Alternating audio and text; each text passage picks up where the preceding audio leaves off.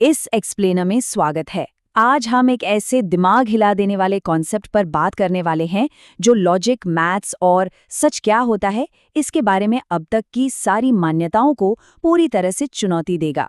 यकीन मानिए, ये एक ऐसी चर्चा होने वाली है जो शायद रियलिटी को देखने का हमारा पूरा नजरिया ही बदल दे। चलिए एक सीधे और थोड़े अजीब सवाल से शुरू करते हैं। क्या कोई ऐसी चीज हो सकती है जो पूरी तरह से सच हो लेकिन उसे साबित करना यानी प्रूफ करना बिल्कुल असंभव हो?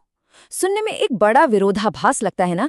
ये एक ऐसी पहेली है जो हमारे ज्ञान की पूरी नींव में ही एक बहुत बड़ी उलझन पैदा कर देती है।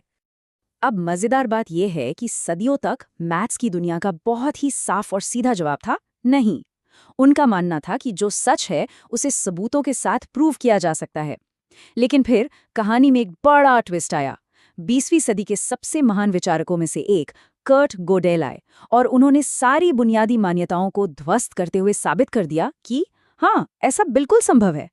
आइए अपने पहले हिस्से पर चलते हैं, आदर्श गणित का सपना और एक त्रुटिहीन प्रणाली की ऐतिहासिक खोज। ये परफेक्ट मैथ्स का सपना ना दरअसल सदियों पुराना है। प्राचीन काल से ही बड़े बड़े थिंकर्स यही चाहते थे कि मैथ्स को फिक्स्ड रूल्स के जरिए पूरी तरह से बनाया जा सके। 500 ईसा पूर्व में पाइथागोरस थे जो मानते थे कि रियलिटी अपने आप में मैथमेटिकल है। फिर 380 ईसा पूर्व में प्लेटो ने कहा कि गणितीय रूप एक आदर्श दुनिया में मौजूद हैं।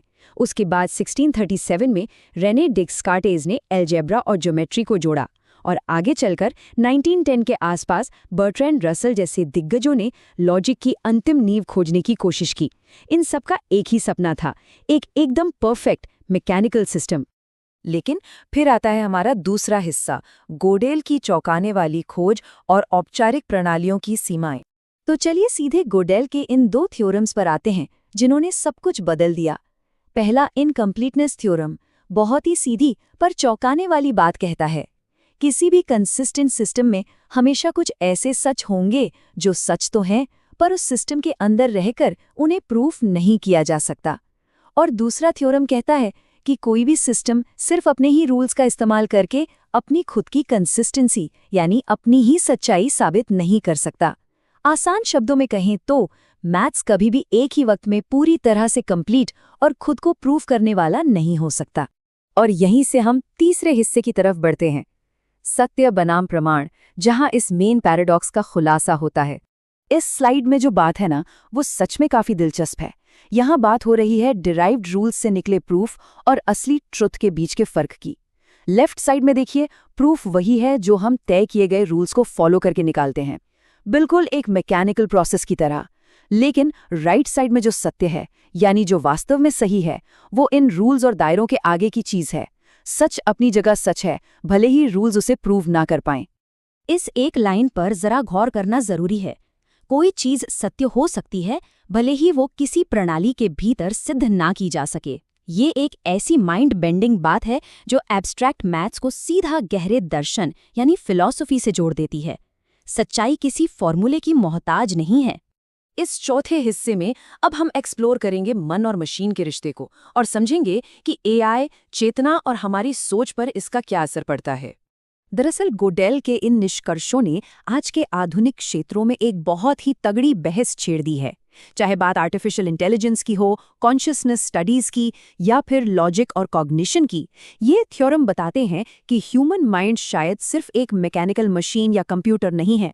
सोचिए, अगर हमारा दिमाग ऐसे सच को देख या समझ सकता है जिसे सेट रूल्स वाले फॉर्मल सिस्टम्स प्रूव नहीं कर सकते, तो इसका मतलब क्या हुआ? इसका सीधा सा मतलब है कि हमारी सोच, हमारा कॉग्निशन एक कोड पर चलने वाली मशीन से कहीं ज्यादा बड़ा और विशाल है। हमारी समझ सिर्फ एल्गोरिदम्स का पालन नहीं करती। और यही बात हमें मैथ्स की फिलॉसफी के सबसे गहरे सवालों में से एक पर ला खड़ा करती है। क्या गणित की खोज की जाती है यानी उसे डिस्कवर किया जाता है, या फिर इसका आविष्कार यानी इन्वेंशन होता है? क्या नंबर सिर्फ हमारे दिमाग की उपज हैं या वो इस पूरी दुनिया में स्वतंत्र रूप से मौजूद हैं? इस मामले में कर्ट गोडेल जिस आइडियोलॉजी के समर्थक थे उसे मैथमेटिकल प्लेटोनिज्म कहते हैं। ये एक ऐसी फिलॉसफी है जो मानती है कि मैथमेटिकल ट्रूथ्स इंसानों पर डिपेंड नहीं करते, वो इंडिपेंडेंटली एग्जिस्ट करते हैं। यानी सच्चाई सच्चाई ही रहेगी, चाहे वहां कोई इंसान उसे देखने या प्रूव करने के लिए मौजूद हो या ना हो। चलिए अब देखते हैं इसके आखिरी और पांचवें हिस्से को, ज्ञान की सीमाएं, जहां हम अपनी इनहेरेंट लिमिटेशंस को स्वीकार करते हैं। देखिए बात बिल्कुल साफ है, रूल्स का कोई भी सिस्टम हो वो सारे के सारे मैथमेटिकल सच को कैद नहीं कर सकता। हमेशा कुछ ना कुछ अनडिसाइडेबल या अनिर्णायक स्टेटमेंट्स रह ही जाएंगे जिन्हें प्रूव या डिसप्रूव नहीं किया जा सकेगा। ये बातें हमें एहसास दिलाती हैं कि भले ही हमारी बनाई प्रणालियां कितनी भी पावरफुल क्यों ना हो जाएं, वो लिमिटलेस बिल्कुल नहीं हैं। हमारे ज्ञान की अपनी नेचुरल बाउंड्रीज होती हैं। तो अगर सभी बातों का एक निचोड़ निकालें तो वो गोडेल के इस विचार में सिमट जाता है कि सत्य औपचारिक प्रमाण से अधिक गहरा है, यानी ट्रूथ फॉर्मल प्रूफ से कहीं आगे की चीज है। उन्होंने लॉजिक और फिलॉसफी के बीच एक हमेशा के लिए मजबूत पुल बना दिया और हमें याद दिलाया कि नॉलेज हमेशा बाउंड होती है। तो एंड में ये सब्जेक्ट एक बहुत ही बड़ा दार्शनिक सवाल पीछे छोड़ जाता है, एक ऐसी बात जो किसी को भी गहरी सोच में डाल देगी। क्या ये ब्रह्मांड पूरी तरह से जानने योग्य और कंप्लीट है, या फिर इसका कुछ हिस्सा हमेशा हमारी समझ से बाहर अज्ञेय रहेगा? इस सच्चाई और रियलिटी के बारे में सोचना वाकई दिलचस्प है। इस एक्सप्लेनर में हमारे साथ जुड़ने के लिए बहुत बहुत शुक्रिया।